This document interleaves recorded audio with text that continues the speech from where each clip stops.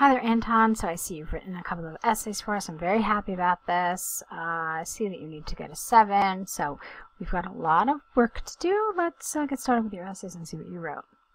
Okay, the first one is international marketing. Let's see how you dealt with this. Okay. Nowadays, a lot of people discuss an extremely essential approach for any economy as international marketing. Have you ever thought about this? Okay, well, it's not exactly what I'd like to see in an introduction. First of all, okay, you have 2 sentences. I would prefer to have had at least one more. And while I can see how when you write an essay, sometimes adding a question is effective, I don't think it's what you want to do here, okay? The point is that you're supposed to be giving your opinion. See? It says it right here. Discuss both sides and gives your opinion. So rather than asking the reader, or the examiner in this case, about his or her opinion, why don't you just tell them yours? So, nowadays, many people discuss, let's see, whether international marketing is an extremely, I don't really like extremely essential, because if something is essential, it's essential. It can't be extremely or fairly or somewhat. It's ungradable. So you can't put an adverb like this in front of it. So let's try that again. Nowadays, many people discuss whether international marketing is an essential approach for an economy, or if it creates problems for the recipient country. Okay, and then just tell me how you feel about it. It asks you really clearly. Give your opinion. All right, first of all, we live in a very fast developing world. Of course, for any country, it is vital to find a development market where its production can be sold. No apostrophe. I reckon that erasing of frontiers is a good way of improving the quality of products and services. You didn't need a comma after reckon.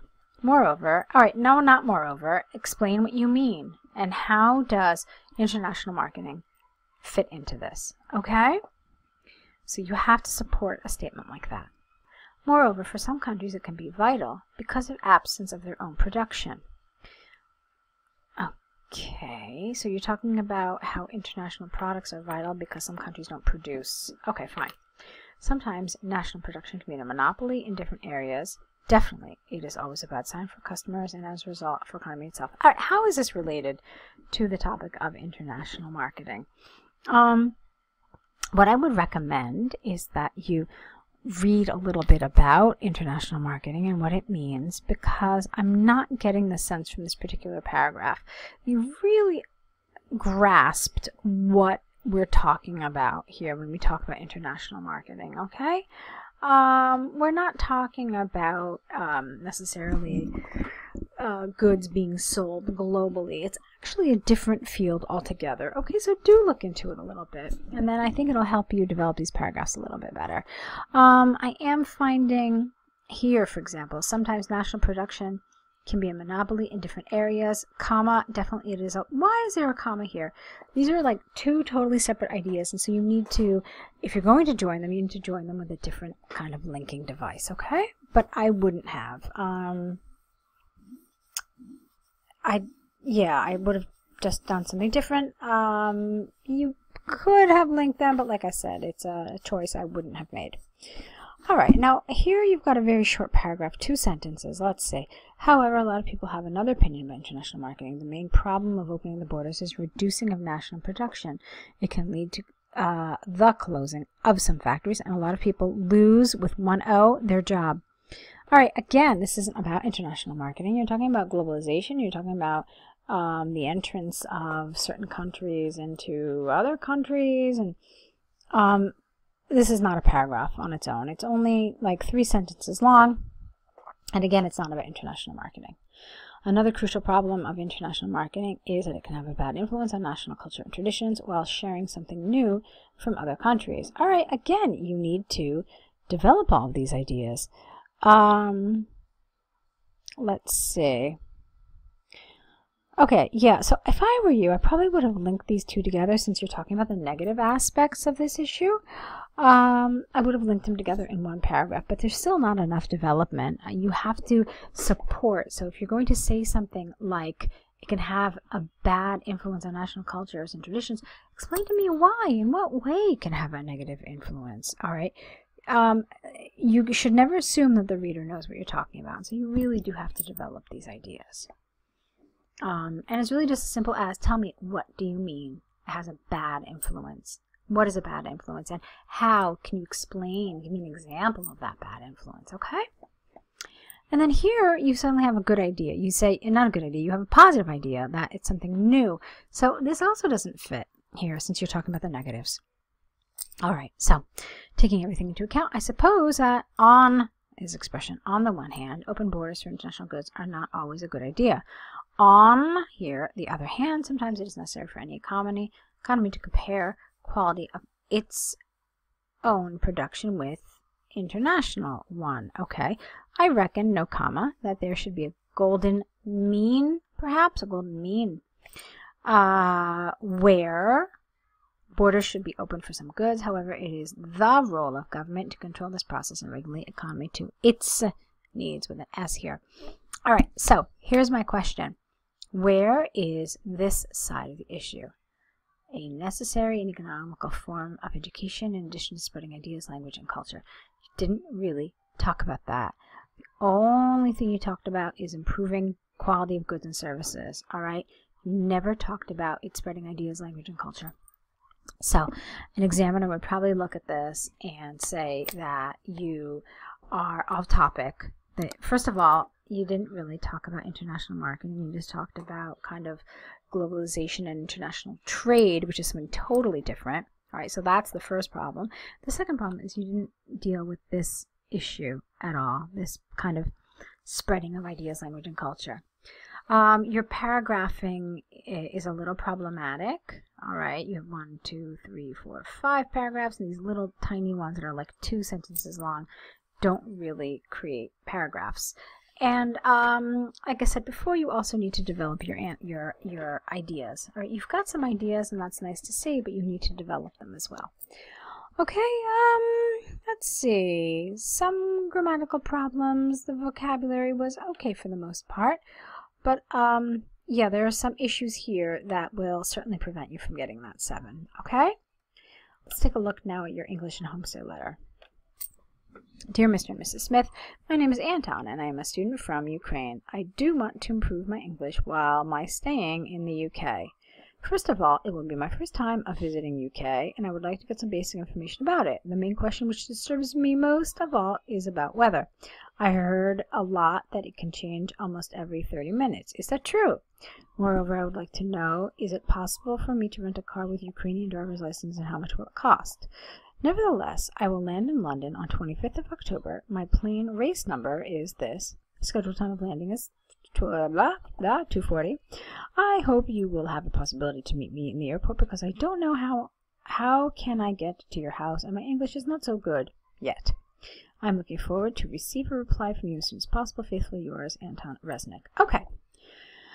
So, let's see. The good news is that, number 1, you introduced yourself. Number 2, you asked some questions for essential information. That's good. And you told your family the scheduled date of arrival and time. That's fine. So, the good news is that you covered the bullets. However, there are some areas that need some work.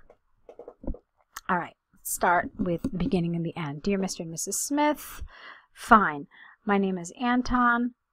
You didn't need a comma here. It's like 2 separate ideas. All right, so either separate them as different sentences or put a linker like and. My name is Anton, and I am a student from Ukraine. I would have preferred a last name here. It's a formal letter. You don't know Mr. and Mrs. Smith, so give them your full name. All right?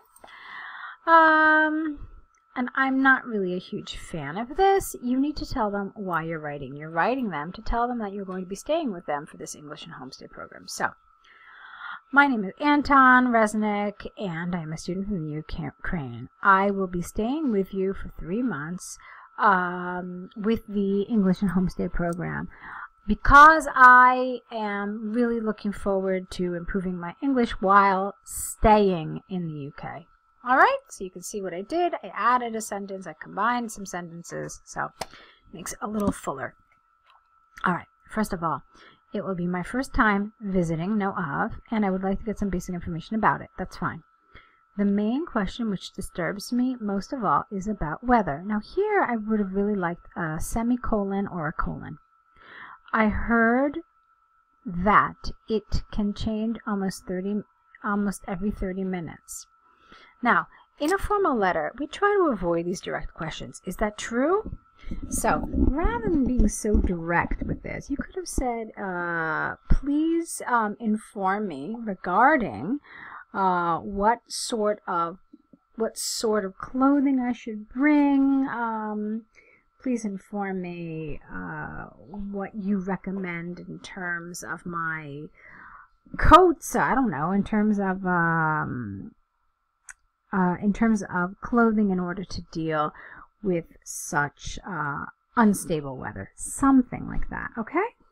So, or could you please tell me if this is true? It's another way of saying this. It's just not as direct as, is that true? All right, it's a little more polite, a little more formal. Moreover, I would like to know if it is possible. All right, that's how you do this. I would like to know is making it a sentence. It's making it a question on its own, so you don't need to use question form. I would like to know if it is possible for me to rent a car with a Ukrainian driver's license, and I would like to know the cost as well. All right? Again, I don't want these questions like direct questions. Nevertheless is the wrong word here.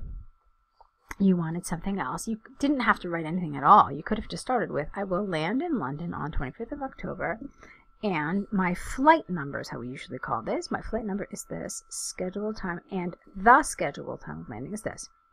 Okay, I hope it will be possible to meet me at the airport because I do not know, all right, we don't write contractions in formal letters, because I do not know how to get to your house, and my English is not so good yet. No comma here.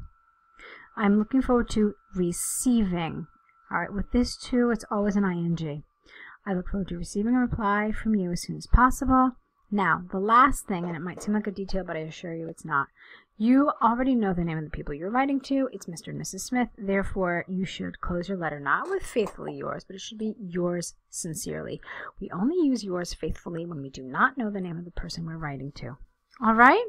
So, Anton, there are some good elements to your essays, but I definitely want us to continue working together so that we can help you reach that 7. Okay, I know you're taking the exam at the end of the month, and I think that if we work together, we can help you, aim towards that score.